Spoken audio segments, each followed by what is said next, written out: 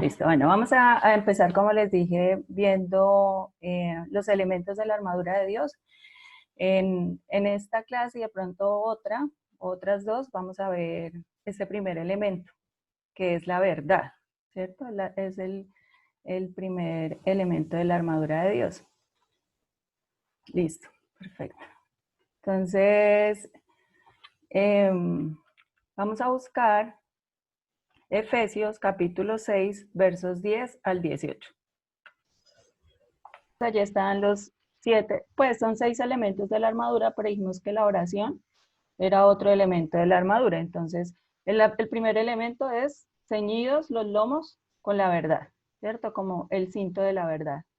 El siguiente es la coraza de justicia. El siguiente, el calzado del evangelio de la paz. El siguiente, el escudo de la fe, el yelmo de la salvación, la espada del espíritu, que es la palabra de Dios, y la oración. Entonces, esos son los elementos de la armadura de Dios. Pablo, cuando habla acerca de la armadura de Dios, probablemente estaba pensando en la armadura de un soldado romano, que para la cultura judía, para ese momento, pues para ellos era muy normal, muy común esa armadura romana. Entonces, vamos a estar hablando acerca del cinto de la verdad en este día. Vamos a ver que ese es el primer elemento. Está en el versículo 14, ¿cierto? Dice, ¿estad firmes? ¿Cómo dice que estemos firmes? Ceñidos. Pues lo primero que dice, y por ser la primera cosa que hay, pues es algo como fundamental, es como una base. Entonces debemos estar ceñidos con la verdad.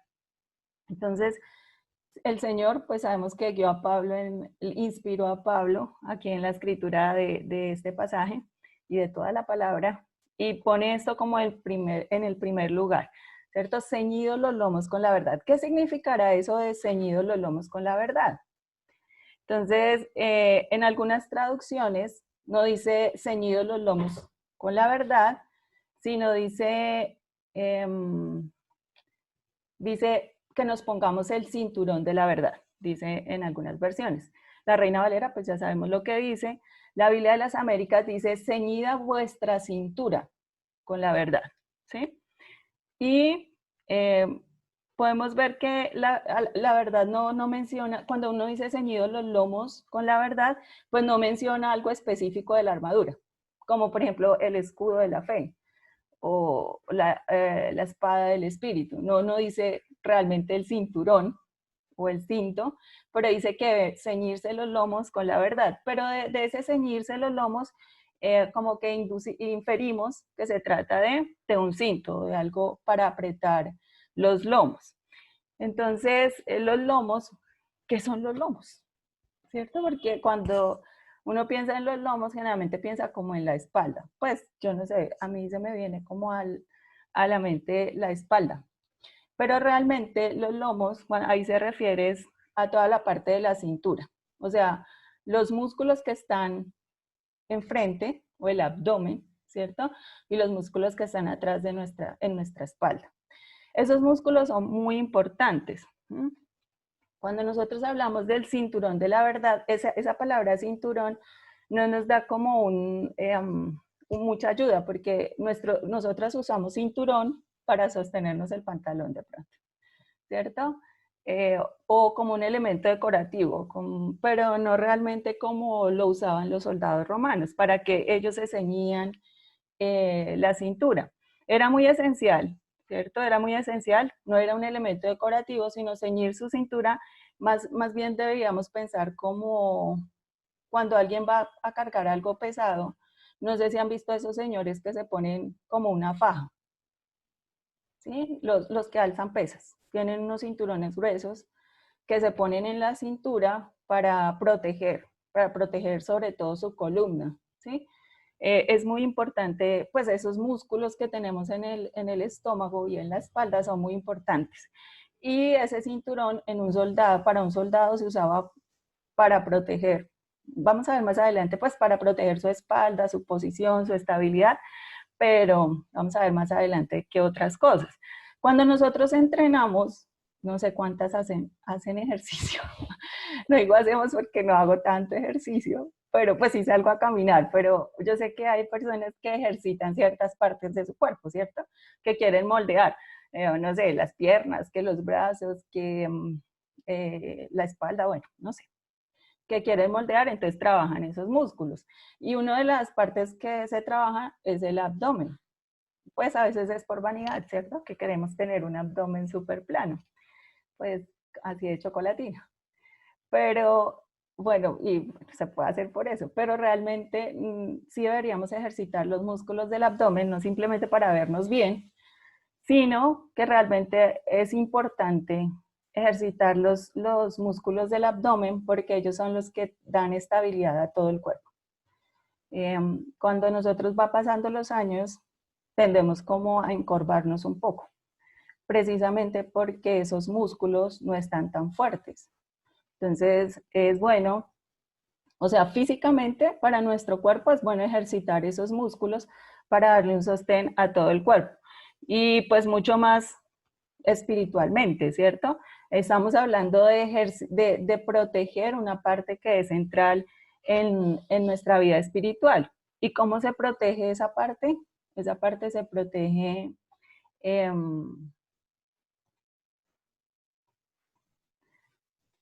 esa parte pues se protege con la verdad, ¿cierto? Ciñendo nuestros lomos con la verdad. Si nuestro abdomen es débil, ¿qué es lo que va a pasar? Pues que no vamos a estar paradas firmes.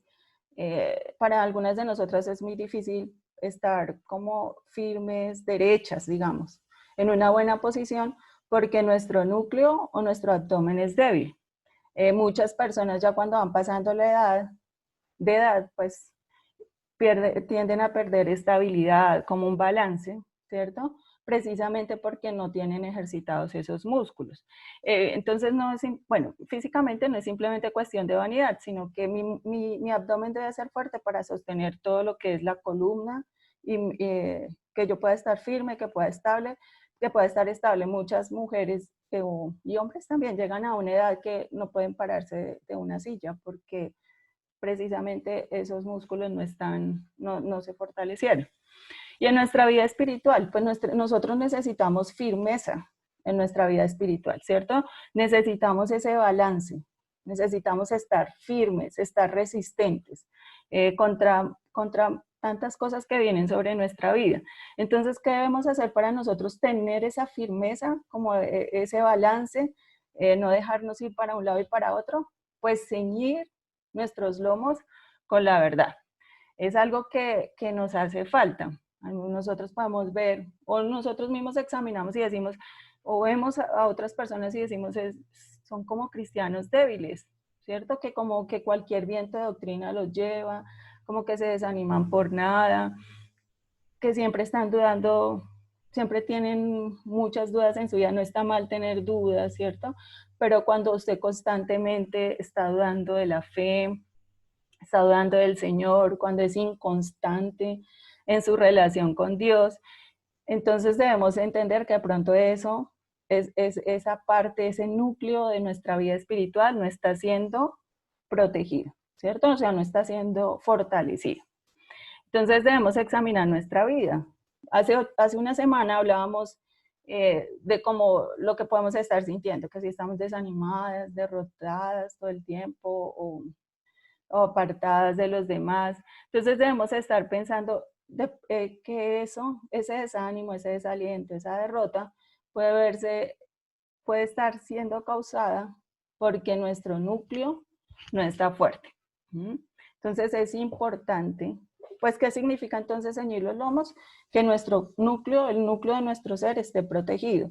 ¿Con qué? ¿Con qué voy a rodear ese núcleo? ¿Qué le va a dar esa firmeza al núcleo de mi vida espiritual? La verdad, ¿sí? La verdad. Entonces, vamos. ¿Por qué es importante entonces ceñir nuestros lomos? Vamos a buscar Juan, capítulo 8, versículo 44. Dice, vosotros sois de vuestro padre el diablo y los deseos de vuestro padre queréis hacer. Él ha sido homicida desde el principio y no ha permanecido en la verdad, porque no hay verdad en él. Cuando habla mentira, de suyo habla, porque es mentiroso y padre de mentira. Entonces, ¿por qué necesitamos ceñir nuestros lomos con la verdad? Porque nuestro enemigo, Satanás, es el padre de la mentira. O sea, Satanás es engañador todo el tiempo. Satanás ha sido mentiroso desde el principio. No hay verdad en él. ¿Sí? Satanás propaga fantasías, ¿cierto? O sea, engaños, mentiras, haciendo que las cosas temporales e insignificantes parezcan muy valiosas y favorables. Él esconde las consecuencias en letras muy pequeñas, mientras que pone en letras muy grandes las cosas que satisfacen la carne. Ese es Satanás, ¿cierto? Por eso es tan importante que nosotros estemos ceñidos con la verdad, porque nuestro enemigo es padre de mentira. Nos está engañando. Todo el tiempo quiere engañarnos, ¿cierto? Todo el tiempo está, como dice el mismo Efesios, ¿cierto? Está acechando, está maquinando en qué manera engaña nuestra vida para que nosotros estemos pues, derrotados, ¿sí? Entonces, la verdad, por eso les decía al principio, Pablo pone y el Señor pone el ceñir nuestros lomos con la verdad porque tenemos un enemigo que su principal arma es el engaño y la mentira. Entonces debemos pensar en qué forma Satanás está engañando nuestras vidas. Hace 8 días pues, había algunas situaciones, ¿cierto? Algunos síntomas, y debemos estar pensando y examinando y pidiéndole al Señor. O sea, realmente este tiempo es que el objetivo de este tiempo que estamos teniendo, este estudio, es que nuestra vida de oración, nuestra dependencia del Señor, nuestra vida espiritual madure, ¿cierto? Todo esto crezca, que podamos ser más dependientes del Señor.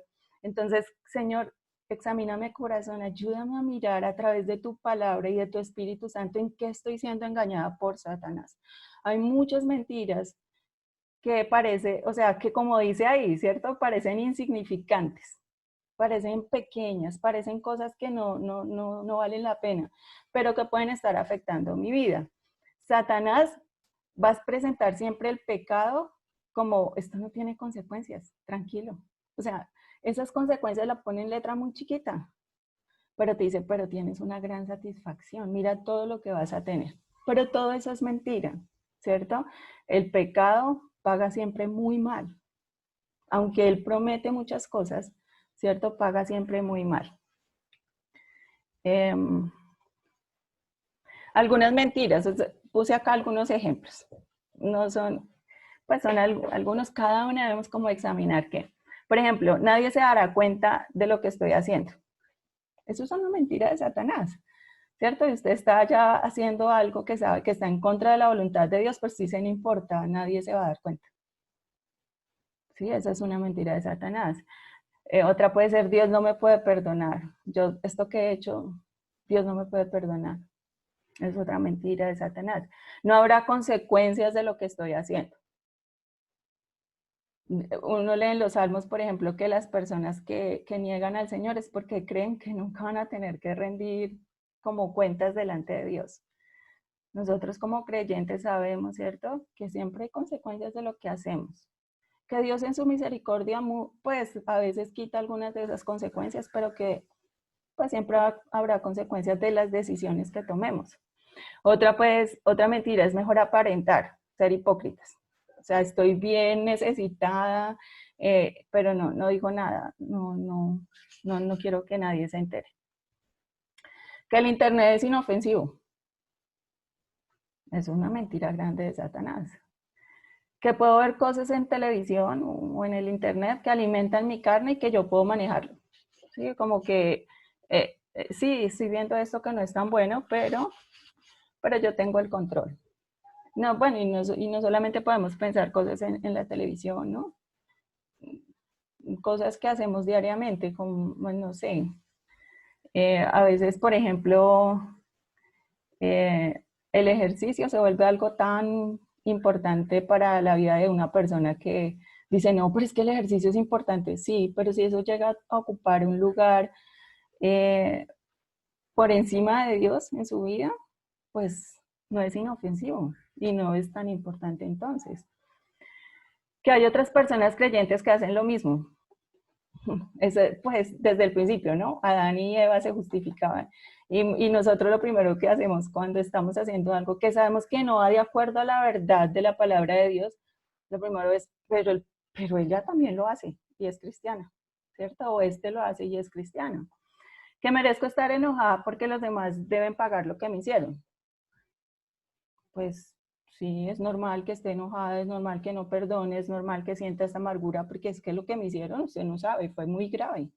Entonces, esa es otra mentira de Satanás. Que necesito la aprobación del mundo, como que siempre el mundo esté de acuerdo conmigo. Pues esa no es una verdad. Realmente necesitamos solo que el Señor apruebe realmente lo que estamos haciendo. Que es más importante el dinero que una relación profunda con el Señor. Y nuevamente estas verdades puede ser que no las digamos con nuestra boca, pero nuestros hechos lo demuestran, ¿sí? Si todo el tiempo estoy ocupada en un trabajo o en un quehacer o en una... Pues no hablemos solo del dinero, cualquier cosa que esté ocupando nuestra mente, nuestro tiempo, nuestros pensamientos. Pero nosotros decimos, pero yo amo al Señor, yo soy cristiana. Pues toca revisar qué realmente está ocupando el trono de su corazón, ¿sí? Si es realmente el Señor, si el Señor es el que está allí entronizado en nuestro corazón. Para nosotros, por ejemplo, nosotros como madres, nuestros hijos llegan muchas veces a ocupar un lugar mucho más importante que el Señor. Entonces, nuestra paz y nuestro gozo muchas veces depende de nuestros hijos. Si ellos están mal, nosotros estamos mal. Si ellos están bien, entonces estamos bien. No quiere decir que deseamos el mal para nuestros hijos, claro que no, pero a veces nuestra vida depende de nuestros hijos y entonces realmente el Señor no está ocupando el primer lugar. Eso es duro. A mí, pues, el Señor ha tocado también mi vida y pues he podido darme cuenta que muchas veces es así, que aunque digo que amo al Señor, que mi paz y mi gozo dependen de Él, muchas veces lo pierdo por causa pues de algo que les pasa a mis hijos, ¿cierto? Nuevamente, sí, somos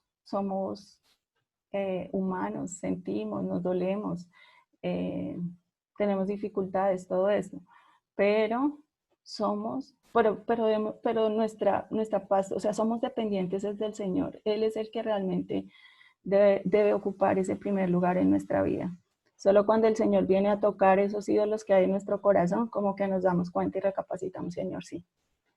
Perdóname porque realmente había otra persona o una situación o algo en mi vida que estaba ocupando ese primer lugar. Y miren que es una mentira sutil de Satanás, porque no todo eso que ocupa el primer lugar en nuestra vida es malo, es necesariamente malo.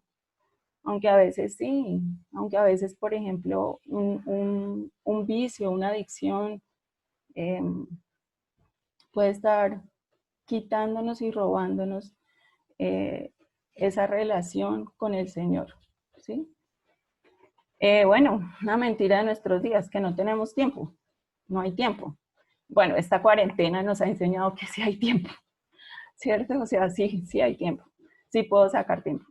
Entonces, es mentira, todos a través de estos 10.000 años que lleva de existencia la Tierra hemos tenido el mismo tiempo, las mismas 24 horas, los mismos 7 días a la semana. Entonces, es una mentira de Satanás. Debemos entonces examinar nuestras vidas, porque esto va a traer consecuencias, ¿listo?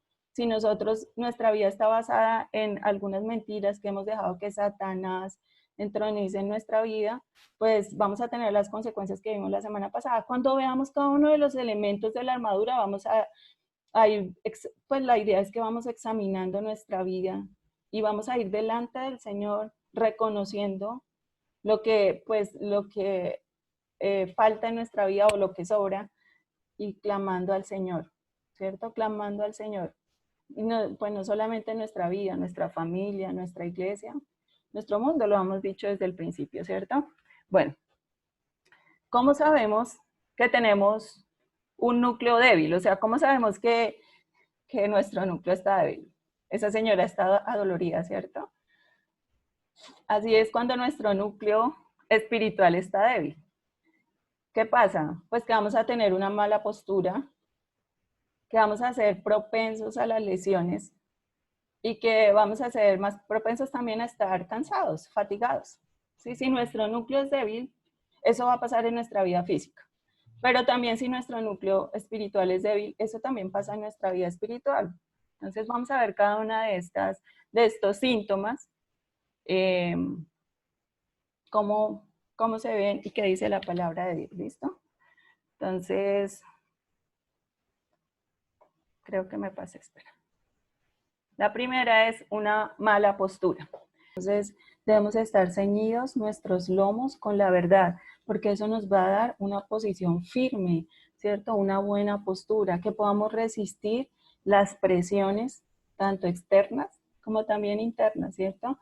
Las dificultades, todo lo que venga a nuestra vida de una manera firme, firme en nuestra fe, ¿cierto? No como titubeando y yendo de un lado para otro, sino que podamos estar firmes en nuestra fe.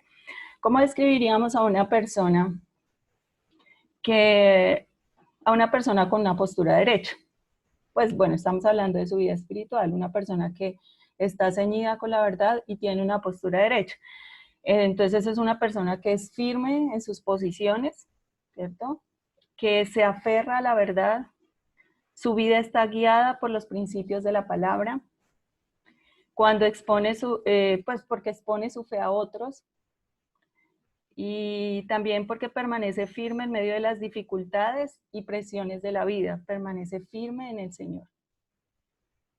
Conocemos las historias y bueno, entre nuestros hermanos hay tantos hermanos que sabemos que están pasando por dificultades duras, como cosas muy difíciles, y permanecen firmes en el Señor, porque están ceñidos con la verdad, ¿sí? ¿Cómo describiríamos a una persona que no está derecha? ¿Cierto? Pues es una persona que consistentemente cae en el pecado, en un ciclo de culpa, de vergüenza, ¿cierto? Si está en desánimo, una persona que no está firme en su fe, pues siempre anda como derrotada, es inconstante, no tiene una relación creciente con el Señor, siempre está como paralizada, o sea, lleva años y años yo llevo 30 años de conocer al Señor y ha sido madurando, ha sido creciendo, ha sido avanzando. Entonces, es mirar cuál es nuestra postura. Y una pregunta más difícil es, ¿cómo está mi postura? ¿Estoy derecha o estoy encorvada? Todos vamos a sentir cargas, presiones en nuestra vida, ¿cierto? Cargas pesadas, presiones en nuestra vida. Y pues que esas presiones y esas cargas no hagan tambalear nuestra vida. Algunas de esas presiones pueden ser personas que quieren que usted se adapte a su filosofía de vida, ¿cierto? A su manera de ver las cosas.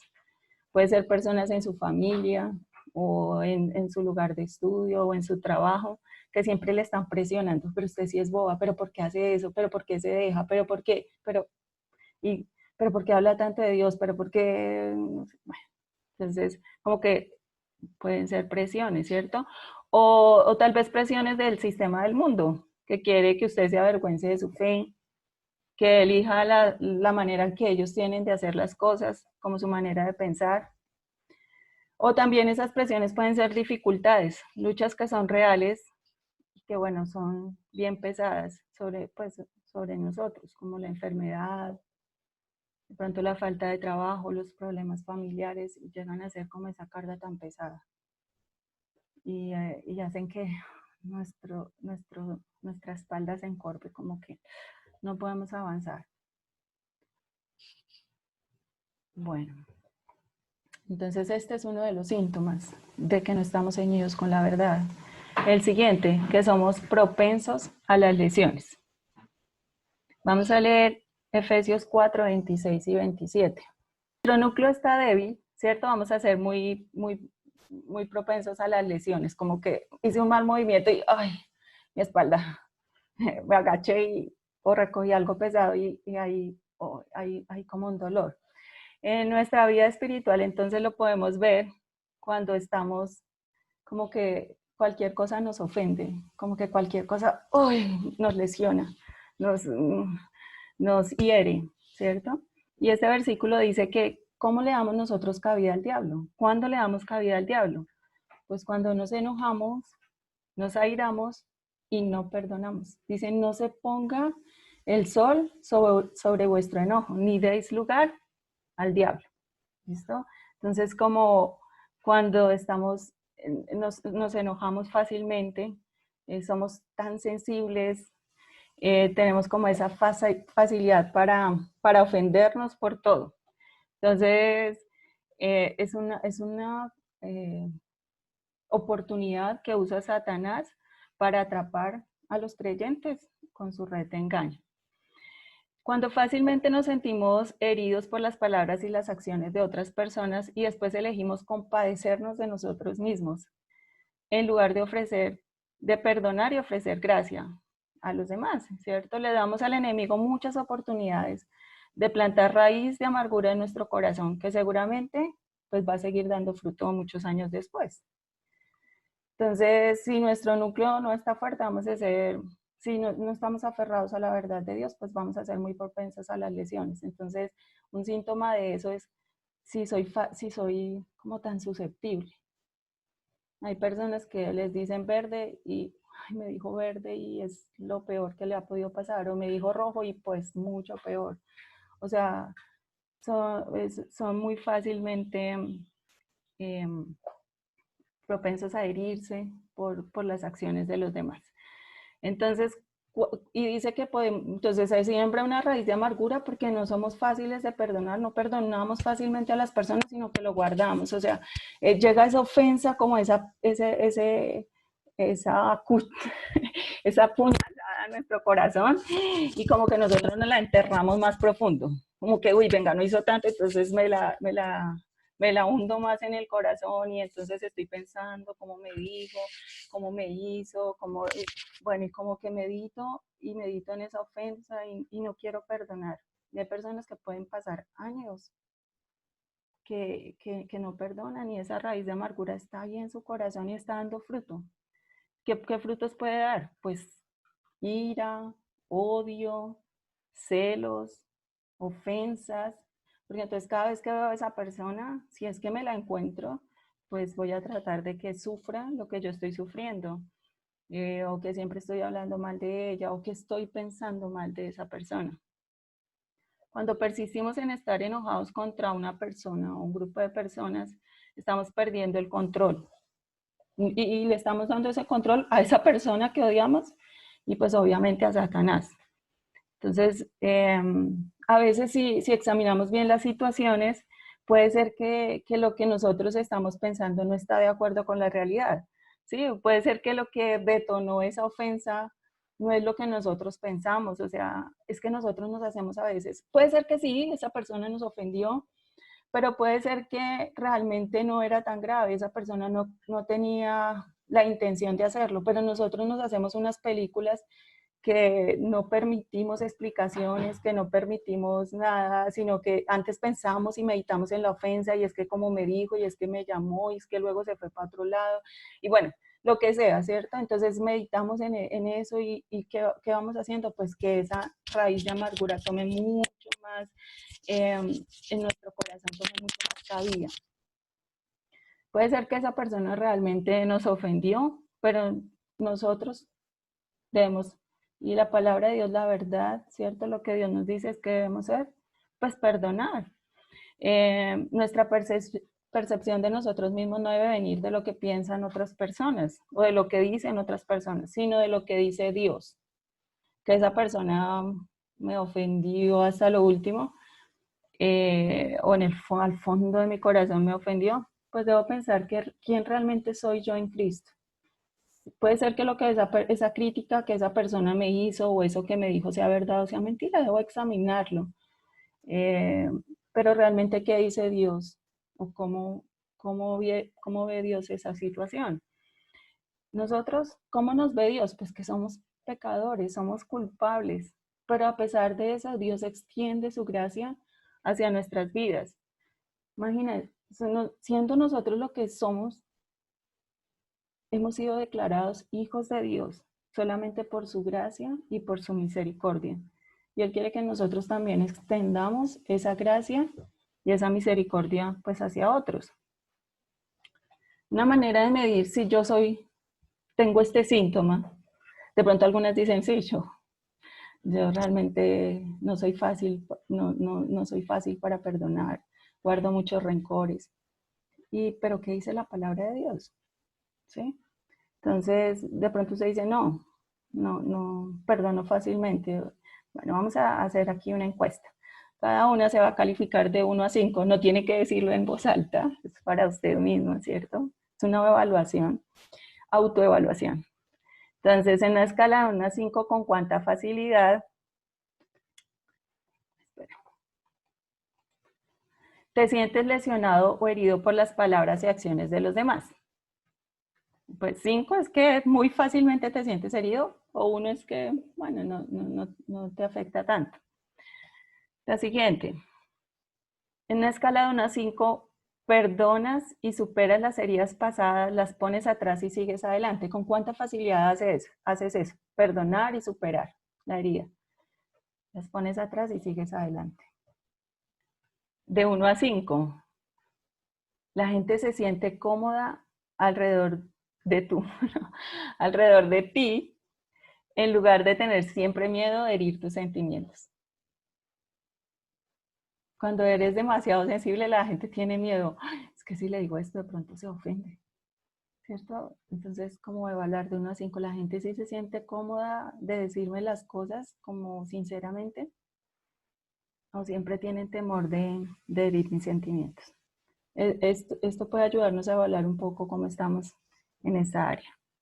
En el transcurso de un mes, ¿con qué frecuencia dejas que el sol se ponga sobre tu enojo? Les animo a repasar esto que hemos visto, pero sobre todo la motivación en este tiempo es a orar. Si el Señor hoy ha hablado a su corazón en algún área de su vida, siempre a mí, o sea, a mí es la que más me ha hablado todo el tiempo. El Señor siempre usa su palabra y el poder tener el privilegio de enseñarla para redarguir mi corazón, mi vida, y como el deseo es que podamos tener una vida de oración constante, perseverante, que Dios nos ha dado todo lo que necesitamos para tener una vida cristiana victoriosa, para poder crecer espiritualmente, madurar, eh, poder conocer más al Señor, pero también poder darlo a conocer a otros. A veces muchas de estas cosas son obstáculos para que nosotros podamos compartir nuestra fe. No como un obstáculo externo, sino un obstáculo que nosotros mismos nos ponemos. No puedo compartir mi fe, pues ¿cómo lo voy a hacer si estoy viviendo lo que estoy viviendo, si estoy tan desanimada, si estoy deprimida, si estoy derrotada? Bueno, entonces, como siempre el ánimo, o sea, el ánimo es a que estemos orando,